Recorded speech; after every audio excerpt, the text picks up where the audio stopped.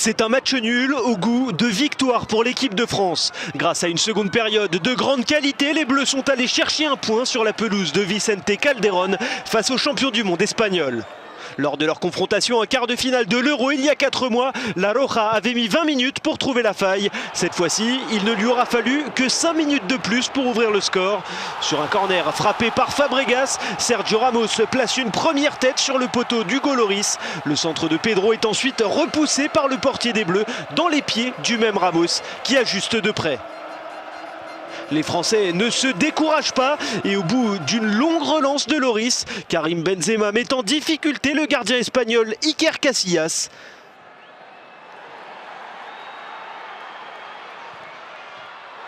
À la demi-heure de jeu, c'est la première réaction des hommes de Didier Deschamps.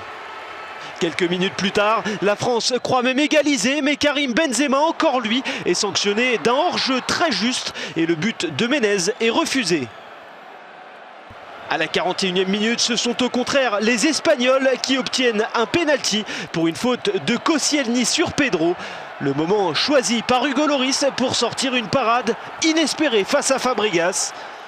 Le gardien tricolore, auteur de 2 nouveaux arrêts déterminants devant Pedro et Fabregas, permet aux Bleus de regagner les vestiaires avec un petit but de retard.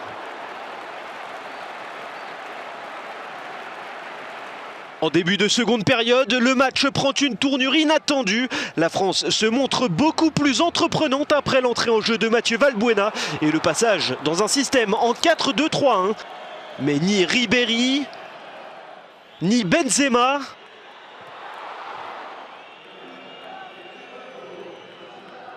ni Moussa Sissoko entrés en jeu ne parviennent à faire évoluer le score.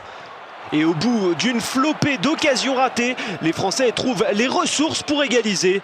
Comme un symbole d'une efficacité offensive retrouvée, c'est Olivier Giroud qui vient smasher un centre de Ribéry dans la 4e minute du temps additionnel.